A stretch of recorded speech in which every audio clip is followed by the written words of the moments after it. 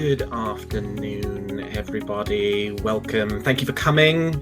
Appreciate you taking the time to stop by and hear Amy and I talk about prioritizing equity in state dual enrollment policy. My name is Alex Perry.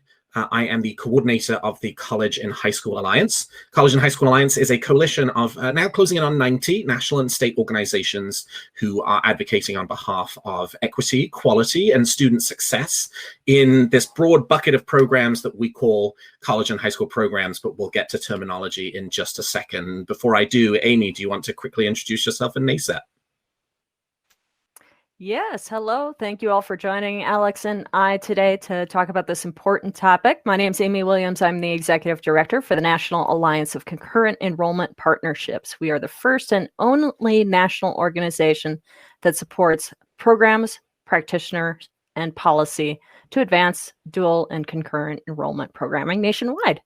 Alex and I get to work together on a variety of projects as he is the coordinator of the College and the High School Alliance. And particularly a big focus of our projects are exactly this topic today, prioritizing equity and quality in these programs. Alex, you want to talk a little bit about how NASEP fits in the College and the High School Alliance realm? Yeah, absolutely. So Amy's my boss. The College and High School Alliance, as I say, it's about 90 organizations, but we have a steering committee of 7 organizations who form the sort of governing group for the College and High School Alliance. They are Achieving the Dream, Bard College, Jobs for the Future, Knowledge Works, the Middle College National Consortium, Advanced CTE, and the National Alliance of Concurrent Enrollment Partnerships. So as I say, Amy is my boss. We sort of wanted to walk you through a little bit of some of the national landscape for dual enrollment today, talk a little bit about what the research is telling us about these programs, and then sort of the why for prioritizing equity and quality, and then sort of wanted to spend most of the time walking you through a practice and policy framework that we have developed for these programs, talk a little bit about the nexus between these programs and COVID-19, because it would feel silly not to acknowledge them in some way, and then we will have time for questions at the end. But before we dive in and talk about this, I think we always like to level set whenever we're having a conversation about dual enrollment on terminology. There are 38 terms used in state policy to describe the act of high school students taking college courses. Dual enrollment, concurrent enrollment, early college, high school, pathways to technology in early college, high school, post-secondary enrollment options, running start, college and the high school, etc., etc., etc. You will hear us use 2 catch-all terms to describe these programs, college and high school programs and dual enrollment. And by that, we basically mean any of those opportunities in which a high school student is taking a college class as part of a partnership between a high school and an institution of post-secondary, an institution of higher education that leads to transcripted college credits. So you may use a different term for those programs in your state, but when we use the term dual enrollment or college and high school programs, we're talking broadly about this field as a whole, regardless of the sort of individual issues that there might be within that around, there being whether it's taught at the college, whether it's taught at the high school. If we use specific terms for specific programs, which we will, including early college, high school, including concurrent enrollment, we'll make sure to clarify exactly what each of those specific terms mean when we use them. But to the extent that you hear us using dual enrollment in college and high school programs, please just translate that in your head into your understanding of what those terms mean where you come from.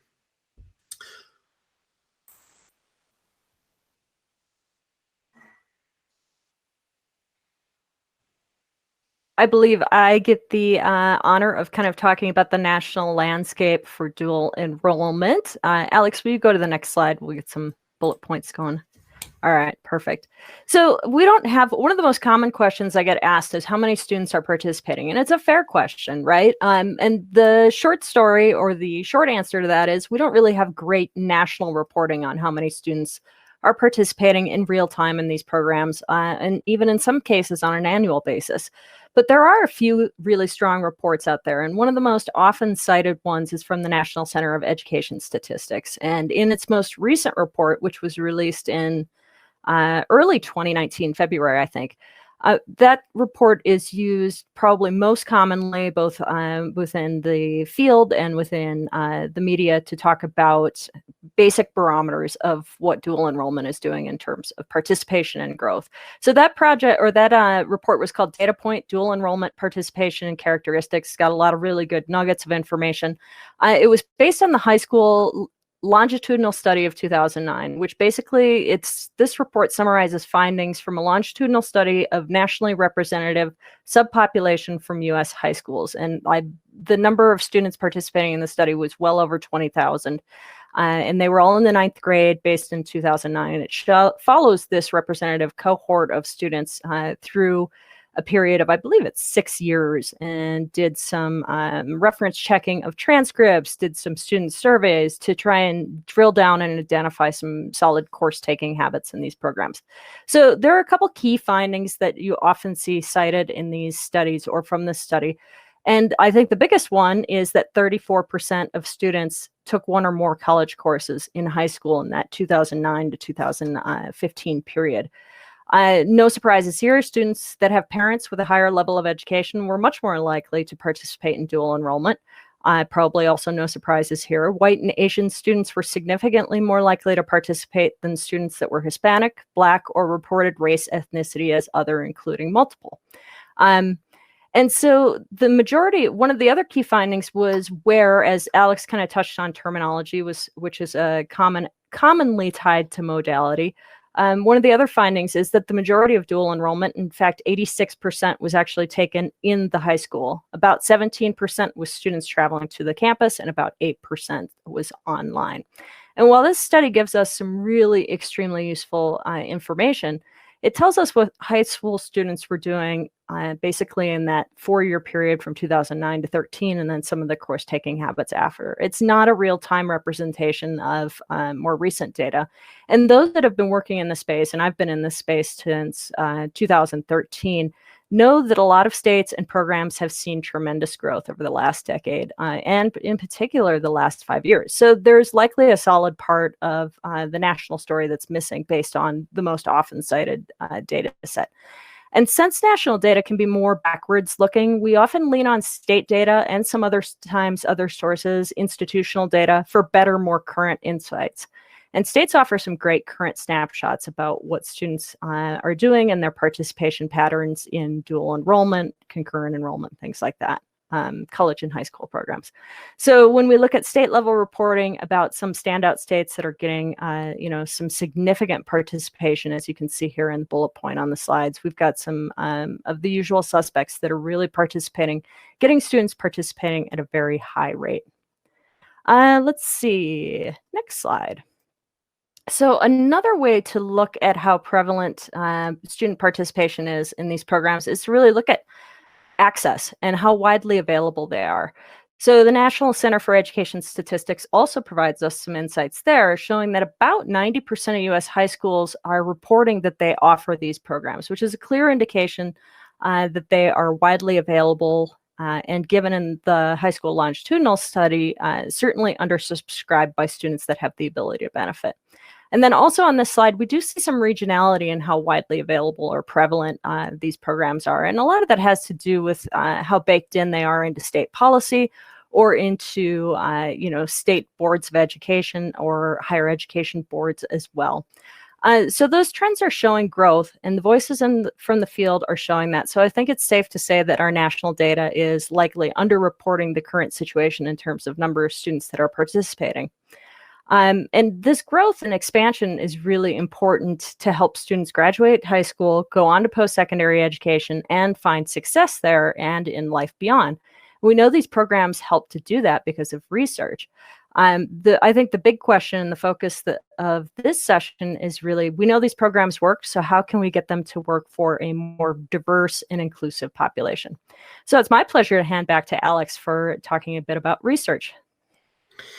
Yeah, so where we maybe don't have the data we would like, certainly on the national level, providing us with real-time information around student participation numbers in the programs, etc. What we have seen lately is a landslide of research on the efficacy of these programs.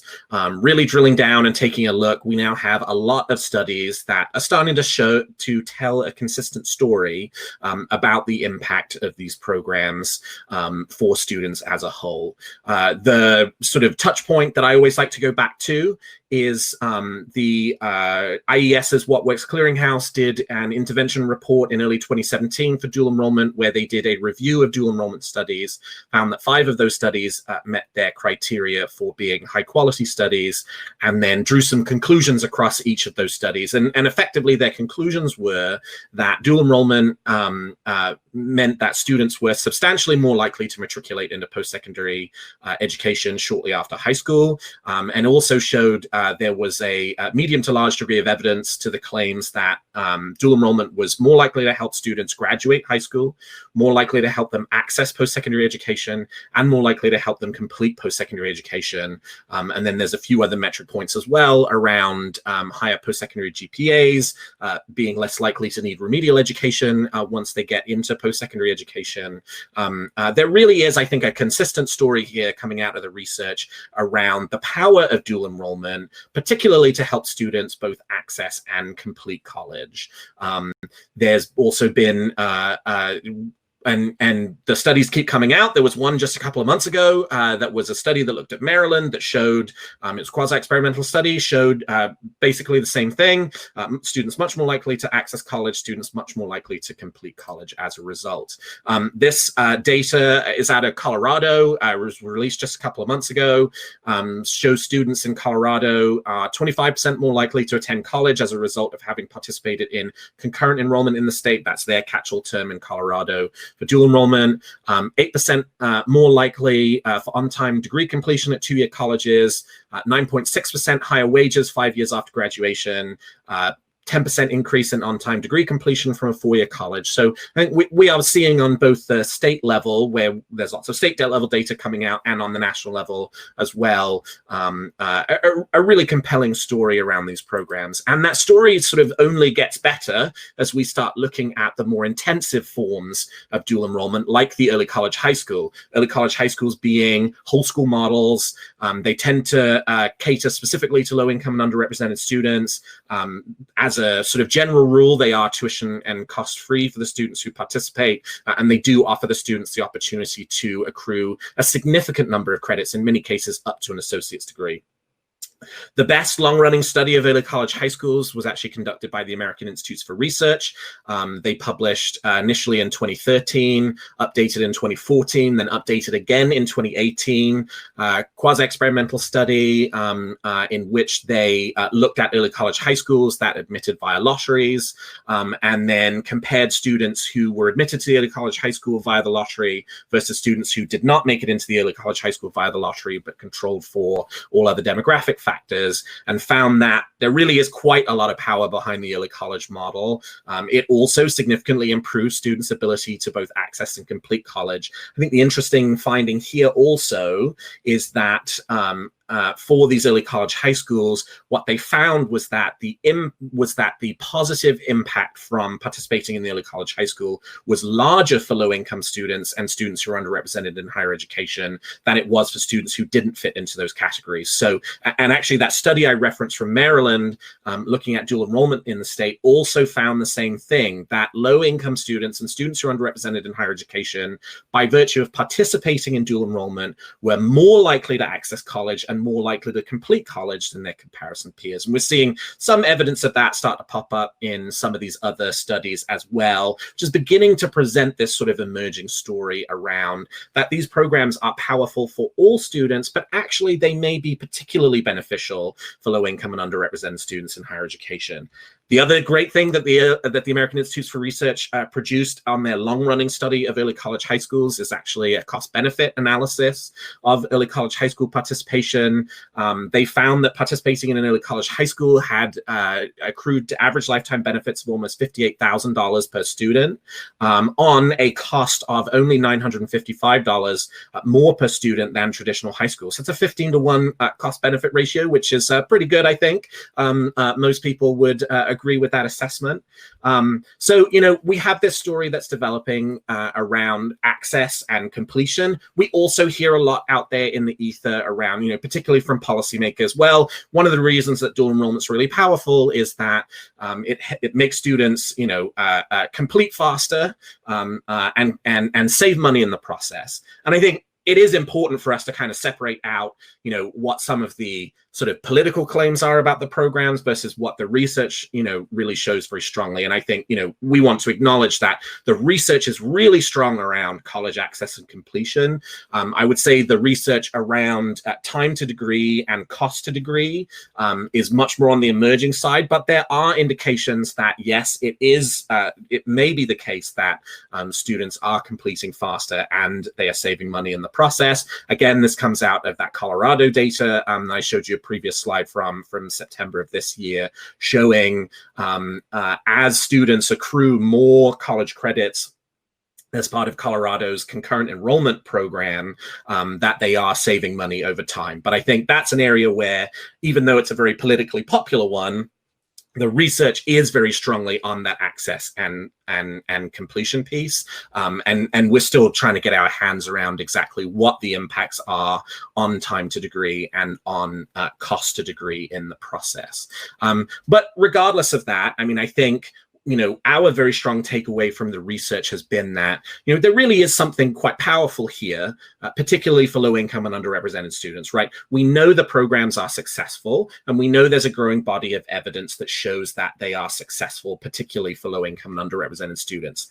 However, as Amy sort of alluded to in her opening remarks, there are significant equity gaps that need to be addressed if we are truly to kind of bring this powerful model to benefit the students who the research is showing us can derive the most benefit from doing so. So we have two national data sets around college and high school program participation.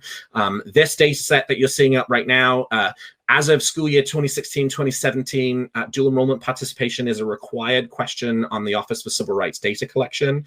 So this comes from the first survey in which it was a mandatory question, which is for school year 2015-2016. And as you can see, a fairly consistent story from everything we know about dual enrollment. Significantly overrepresented white, significantly underrepresented Black, significantly underrepresented Hispanic, significantly underrepresented male student participation in the programs. That's a consistent story we see play out across the country as well.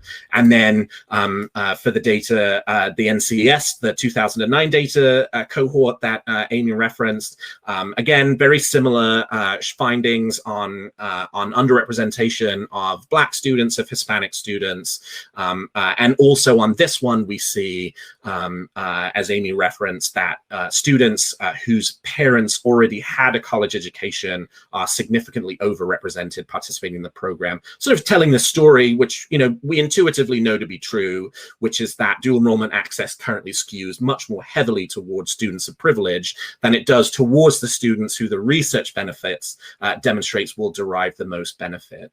And so we have sort of developed this practice and policy framework for dual enrollment. And I think, one of the really important pieces to kind of to talk about here is the Community College Research Center did so you might think that, the obvious solution to this problem is just do more dual enrollment, right? The more dual enrollment that's available, the more likely it is that you're going to get equitable participation in the programs. And The answer to that question we've come to discover is no, that's not the case. So as I was talking about, the Community College Research Center did an analysis of that school year 2015-2016 data, and they found that in school districts that had the highest level of dual enrollment participation, those school districts also showed the highest level of equity gaps between white and Black student participation and white and Hispanic student participation. So while you might think that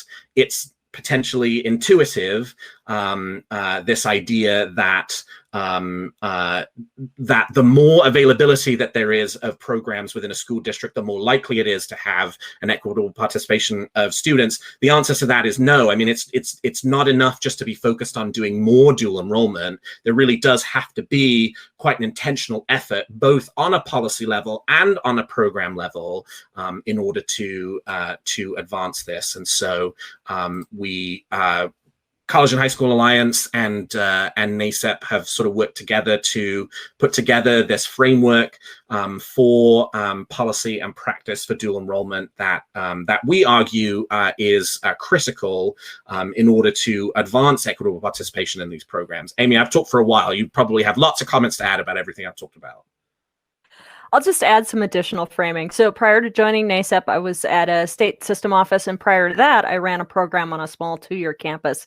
And so a lot of these things that Alex is talking about, especially like the state of Montana, where I was located and was working at the system office, had this priority of growing dual enrollment. And we had to have a very thoughtful conversation about growth for growth's sake is not good for students. There has to be that purpose, there has to be the intentionality, and there has to be data behind it, as well as support. So what we're going to talk about, Alex and I, about this resource, Unlocking Potential, really our remarks from here on out are really focusing on areas that we have clearly identified.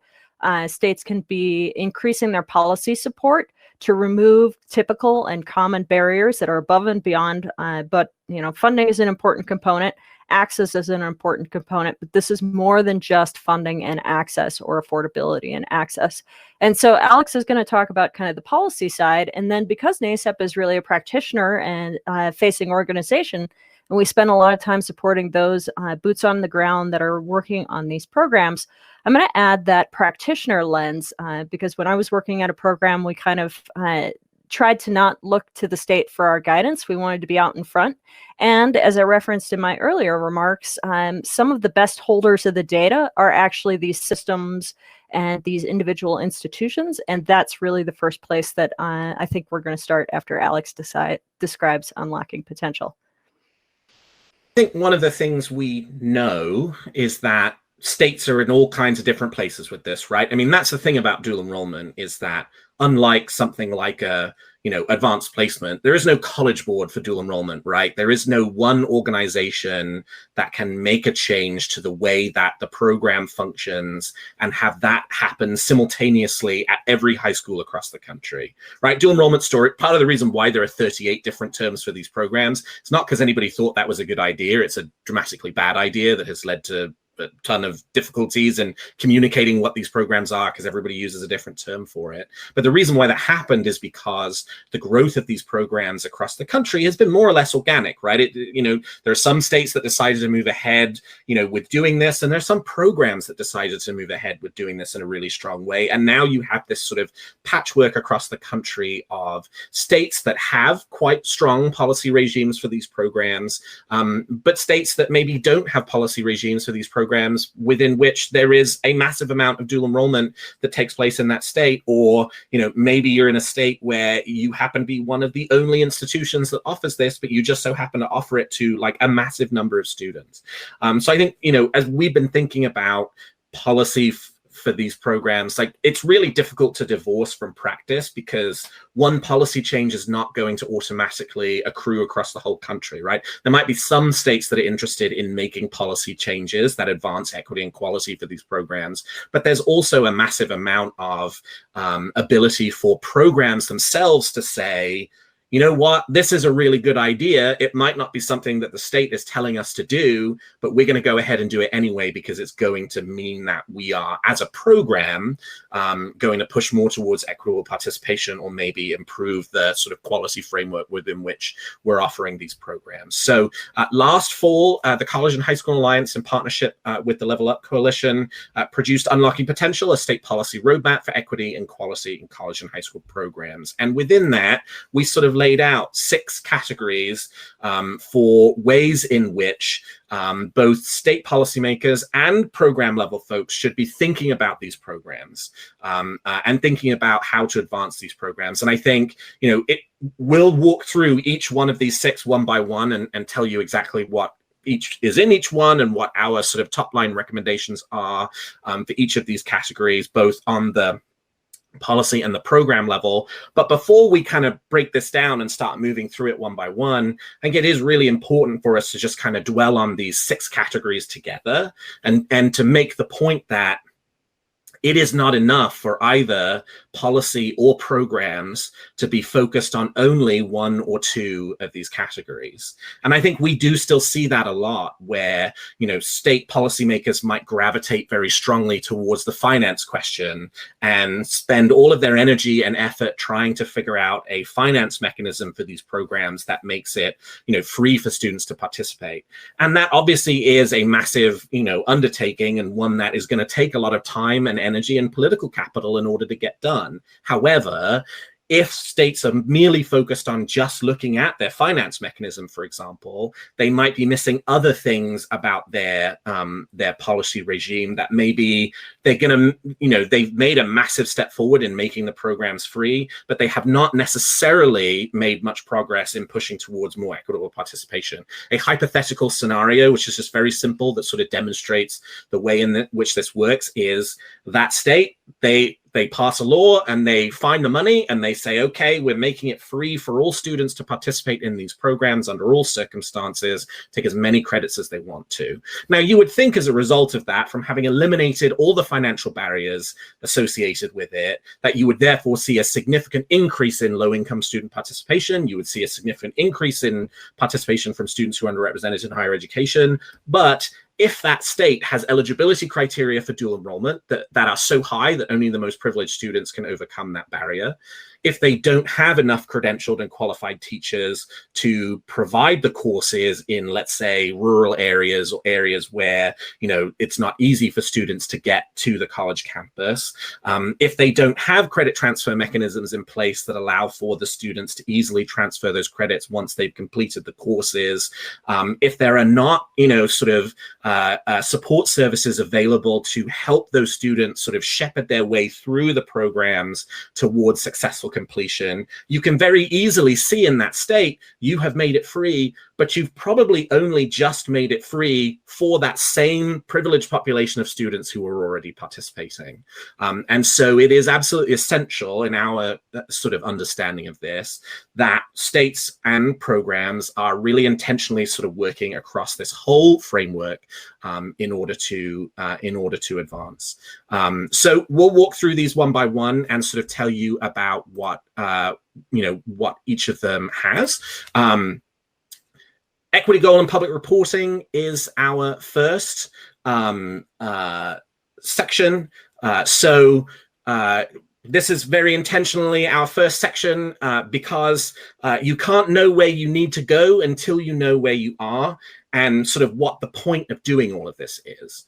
So from our perspective, we think it's really important, and this is true on both a state and a program level as well, that there be an intentional equity goal, that states have an intentional equity goal that says that access to these programs, that these programs are for low income and underrepresented students just as much as they are for, other kinds of students as well, and sort of set a goal and a metric that they can meet their way towards. And then also have in place data systems to allow for the collection of data and the public reporting of that data around participation in the program, so that we know what the equity gaps are, right?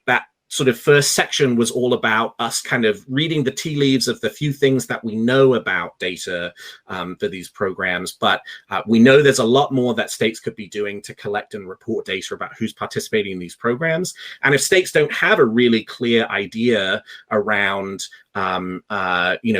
where there are equity gaps, where there are areas where they could improve in terms of getting more low-income students, for example, or maybe they're underrepresented with Black student participation. And then if they don't know where they are, then you're sort of just kind of throwing things at the wall and hoping that, ultimately it sticks, which I think, to the extent that states can have a really clear data system that allows them to say, here are where our gaps are, and therefore tailor policy solutions to address them, it's always going to be difficult for them to overcome. Amy, why don't you talk about the program implications in this section?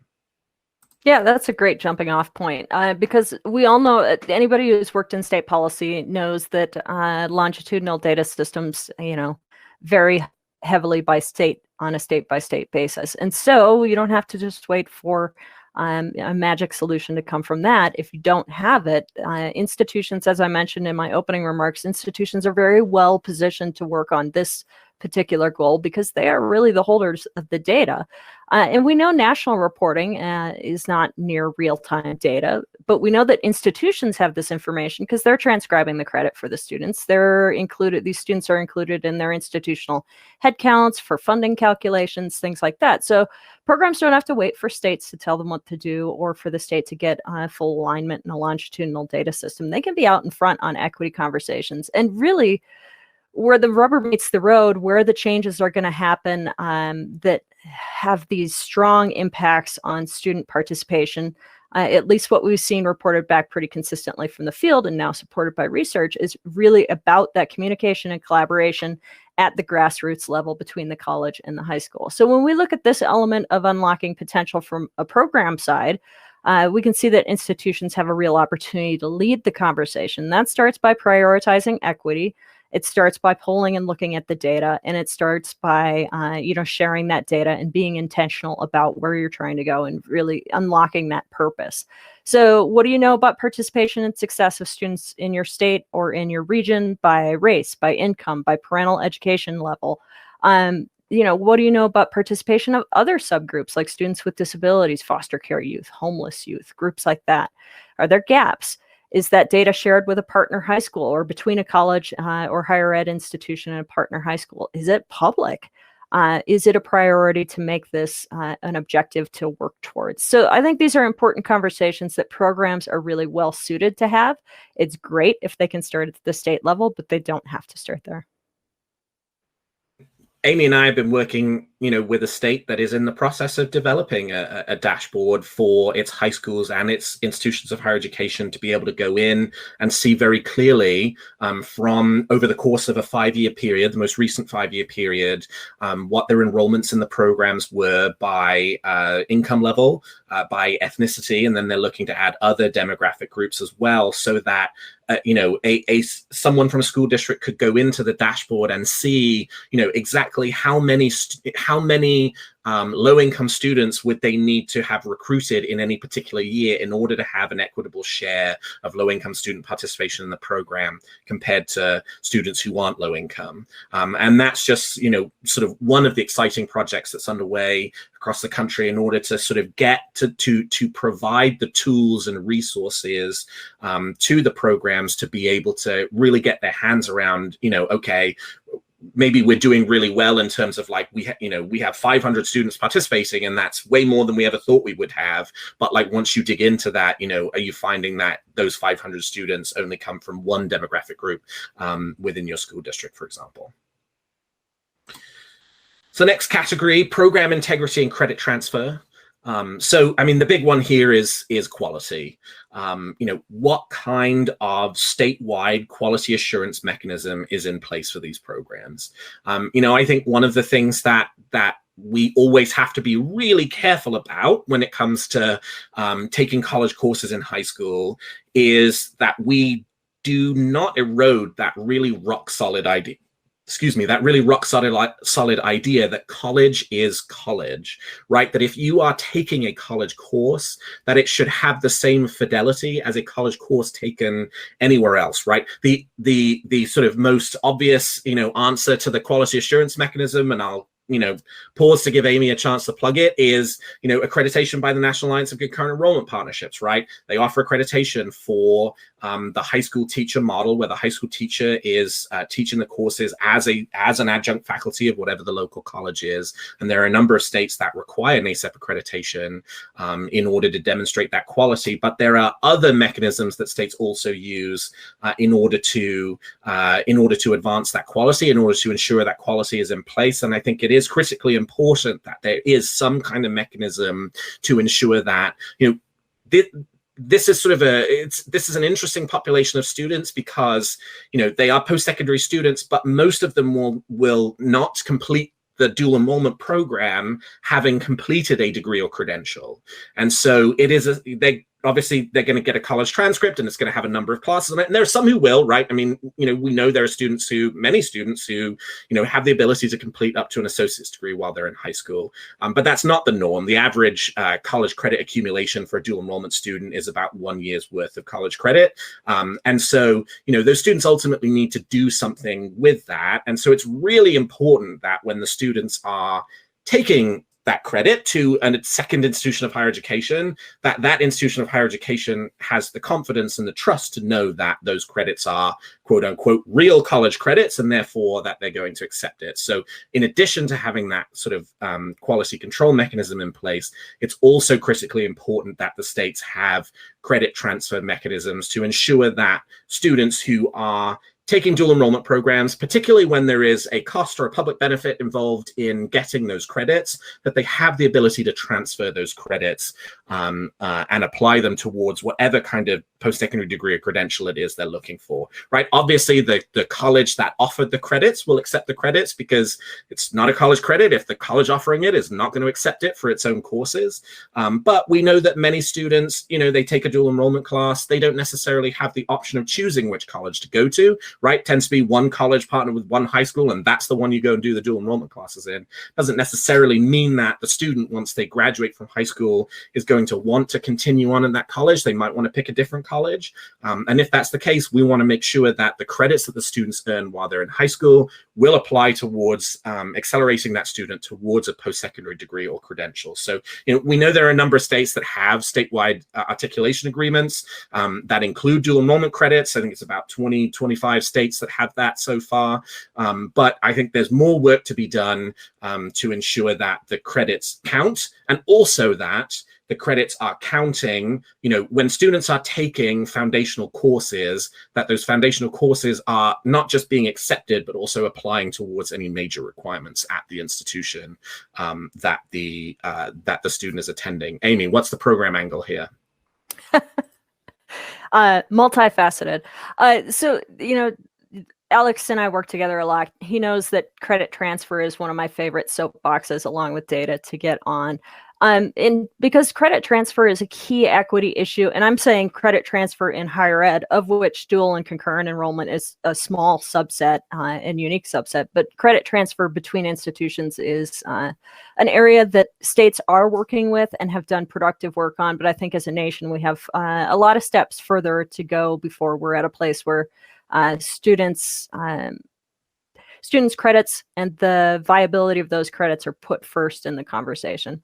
And I would say, from the program angle, this is an area that I feel institutions are, at the very least, more knowledgeable about, if not better capable of doing state level action. I recall learning a lot about credit transfer vividly when I was a state CTE director. I had faculty in 11 different colleges' weldings programs. They all knew their courses. They knew which ones were offered and were accepted or not accepted by all of the other colleges in the state, sometimes even the colleges outside of the state. That's at the program level. In fact, faculty would often work out a sort of system of reciprocity between colleges to help aid transfer. But these are usually faculty to faculty agreements. They weren't transparent. They weren't easy to navigate, and they certainly weren't a system. Our state later moved to a common course numbering system, which was a whole different can of worms to open, but ultimately was very much focused on how we best benefit students. And so, and that's a great example of, if there isn't a system, then it's not a stable solution. So we work to clean up through common course numbering. My point is that there were issues and people worked to figure it out. And that was done to both serve students and their programs. Programs and institutions are the ones that have the more in-depth knowledge of where any, misalignments lie. State policy doesn't lead them to discover this magically. They've seen it in action pragmatically. So again, programs are well positioned to work on this as an equity issue as long as it's a priority, and importantly, as long as they have support or backing. And I think that's really an important place where state policy can play a fundamental role in cleaning up credit transfer within a state and then move forward nationally. I do want to, and Alex knows, I'll focus on program integrity for a moment. I think it's soft phrasing for quality, and Alex hit quality really hard in his remarks on this slide. Quality is critical in equity conversations for exactly the reasons Alex lined out. You need to know that college is college. You cannot sell students a false bill of goods.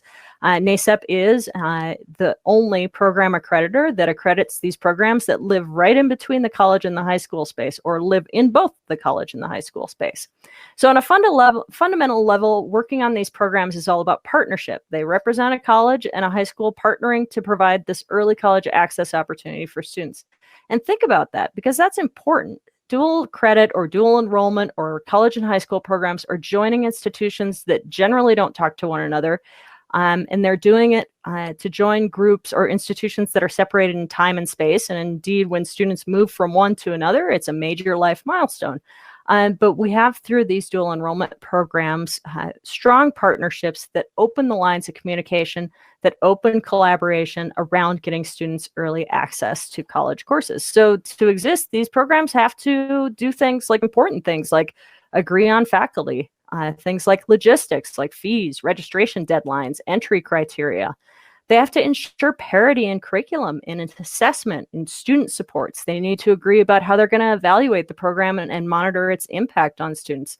So, the simple way of thinking it is there's a lot of fundamental non-negotiables that have to be agreed upon in order to drop post-secondary education into a secondary environment. And these non-negotiables end up equating to a shared definition of quality. And Alex touched on kind of the origin and evolution of these programs as really grassroots programs that grew up across the nation, separated by time often, or separated by space, or both.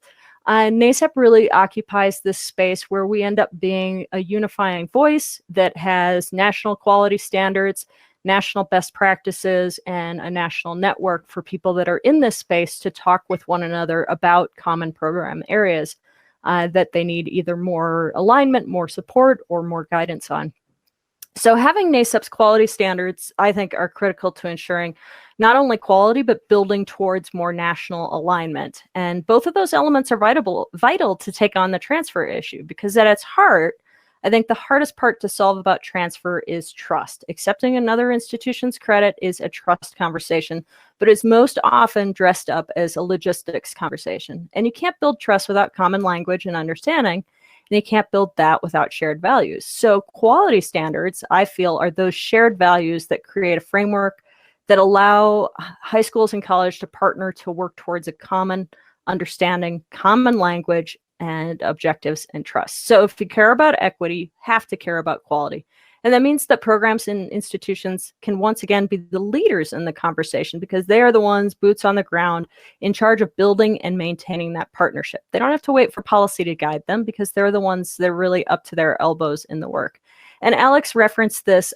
There are 20 different states that either require or incentivize NACEP accreditation in order to offer these programs as programs that are taught by high school instructors, college courses taught by high school instructors in the high school environment.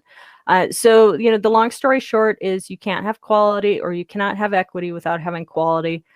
This is one of the 6 key components that really can make a difference. And states can have a critical role in that, as well as programs.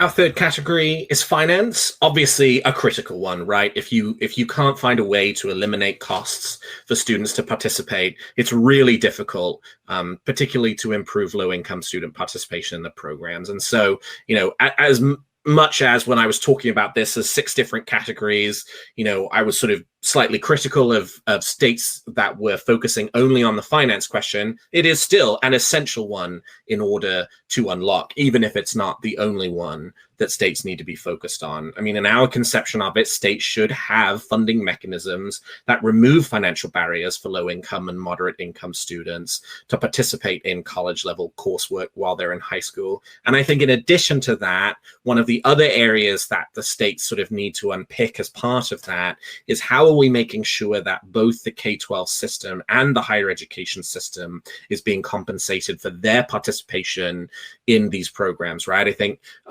this sort of also ties into that previous part around kind of program integrity, which is, what is the sort of state of those K-12 post-secondary partnerships? We know in order for dual enrollment partnerships to be successful, that both the K-12 partner and the higher ed partner has to be, really bought in and at the table, right? It really has to be a true partnership. And I think one of the ways in which that potentially starts to degrade a little is when the school district is the only one getting funded in order to do these courses, and the higher education institution sort of has to figure it out on their own. And so I think as we're thinking about finance mechanisms, it is important for the states to be really careful in thinking about what is ultimately a balance of trade-offs. And in addition to unlocking potential, we actually have a whole other paper that we wrote looking just at dual enrollment funding models. It's called Funding for Equity. You can find all of the resources that we have talked about and will talk about on this webinar at the College and High School Alliance's website, which is www.collegeandhighschool.org. It's very easy to find everything there. But that goes into more detail about how a state's doing this right now and what are some of the trade-offs involved in it. Amy, this one's a little more challenging from the program perspective because you can't create money out of nothing, but what would be some of your advice for programs in this space? I think it's highly variable, but you're right. Of all the areas, this is the hardest one, I think, to pivot onto programs. And I think that's because it's a sustainability conversation. Like, you may be able to find business and industry that will sponsor students that are participating in an advanced manufacturing program or an accounting program that's in the high school because there's a vested interest. They're seeing that as growing their workforce. But that's not a sustainable approach that works across the state for a broad different or a variety of communities. So I think you have to look very strategically, and unfortunately, when you're looking at the campus level, those efforts end up being piecemeal. They end up looking like business and industry partnerships, foundations and other nonprofits that are really focused on the mission of increasing student access and success and that transition space between secondary and post-secondary education. I've also seen some creative uses of federal funding like ESSA and Perkins, programs like Gear Up and TRIO to help support these programs in a more holistic way, especially with targeted students that we know benefit but under participate. So I think you have to look at what the specific state context is, whether supports exist or not. I was in a state that had zero funding for these programs. So we did a lot of that kind of piecemealing efforts. But if you're looking to build a culture and shift away from piecemeal, uncoordinated efforts to really a state approach to increasing degree attainment for your population by focusing on this important group of students that will matriculate into higher ed at significantly higher rates and be successful there, I think you do have to kind of kick back to the state and say, okay, well, if this is a priority, we have to look at funding. And another shameless plug for Funding for Equity. There are so many different flavors and examples of ways states take this on. I think it's a great resource for people to start with. I will just note, as we are approaching our last 10 minutes, we will have a few minutes at the end for questions. So if you do have questions, please drop them into the chat box, and once we finish the presentation, we'll have time to answer a few questions. But from here, we'll move on to the fourth category, course access and availability. This sort of looks at this question of what kind of courses do students have access to in high school, right? in our conception, they should have access to a wide variety of courses, including gen ed, including career and technical education. The state should be really intentional in figuring out how to make sure there is widespread course availability and access across the state in both urban, suburban, and rural areas. And I think in addition to this too, basically because one of the areas that we're really passionate about in our work, when I talked about the College and High School Alliance at the beginning, it's equity, it's quality, and we've talked about both of those. But the last one, student success is our third principle. And that's really this idea that it is essential that when high school students are taking college courses in high school, that it be with some intentionality behind it, that there be some reason why that student is taking that course at that particular time, right? It doesn't have to be, we're not talking about putting students in boxes and saying that students have to pick at 15 what career they want to have when they're 33. When I was 15, I wanted to be an astronaut, and that didn't work out very well for me, and I do this now. But I mean, I think it's sort of that core idea of like, to the extent that students are taking courses in high school, that if you were to approach that student and say, why are you taking this particular course at this particular moment, that they would have some clear articulated answer that's more than just because I like this subject or because my advisor told me it would be good for me. And I think, there is a strong state policy component to that around what kind of courses are available for students. And in addition to that, how are we assessing eligibility for participation in college and high school programs? We have advocated very strongly on behalf of using multiple measures as a way of assessing eligibility for participating in college. There's a lot of great research coming out, particularly from the Community College Research Center, showing the power of multiple measures to help advance equitable participation in college and in college and high school programs. And so I think that's another area also that state policy needs to take a look at, where again, you could do everything right in all of the other sections, but if your eligibility criteria are way too high to allow for most students to sort of jump over that hurdle, you're still going to end up with a population that is mostly those most privileged students. Amy, what do you think? Yeah, and I think this is an interesting place where state policy and institution policy can intersect, and that I think that's the best approach, because I'm thinking, reflecting on states that already have their eligibility criteria set in statute, that had to experiment and play around, specifically states that had hung this on SAT and ACT scores, and lacking access to that due to the pandemic was a serious disruptor to that. So I think in programs that are existing in states where they have guidelines for what student eligibility is, or they have leeway, I think it's an opportunity for programs to innovate. I think some of the most interesting examples I've seen recently in play and discussed, and there's a bit of a, controversy and discussion about that, is approaching these programs as opt-out instead of opt-in. Most often these are things where, someone from the college or a counselor gets the students together and they talk about, you can engage in this activity. We are seeing some states move towards alignment with their advising systems for students in high school, where if you are qualified to participate in this, you are automatically opted in and you have to opt out to not participate. So I think those are interesting approaches to really talk about course access and availability. I'll just throw in, NASEP had its virtual event Connect 2020. If you go to nasep.org, you can check out some of the resources we have there. One of our most popular sessions at that event was Credit with a Purpose. So how do you design institutional level systems about helping build students coherent packages of credit to move them in a specific direction, but not pigeonhole them? And that's a really cool needle to thread. It's very complex. And it's very student oriented, but think about the infrastructure that needs to exist to get to that level. So as a field, we are moving away from what used to be kind of quipped as random acts of dual enrollment to much more coordinated approaches of leveraging this transition time for students so that they are setting themselves up for better success when they enter post-secondary. Teachers and instructor capacity is obviously a huge one. Having enough credentialed teachers, whether it's high school teachers with the right postgraduate courses or credentials in order to teach the college courses. There are the Higher Learning Commission, which accredits a number of states worth of institutions of higher education, now requires the high school teachers, if they're teaching the courses, to have a graduate degree in the specific content area or 18 credit hours of graduate study in the specific content area. But we see that those state level requirements in a number of other states and other accreditors have sort of sniffed around the idea of moving to that kind of HLC system as well. So I think this is always going to be a critically important one. I mean, and it's only been exacerbated and made worse by the COVID-19 pandemic, given, you know, the reliance on more senior teachers to teach these courses, because those tend to be the teachers that have had the time to get the graduate degrees and credits in order to teach those advanced courses. And so, you know, I think there is a component here around where it's really important for states to be looking at what can they be doing to advance teacher credentialing in this space.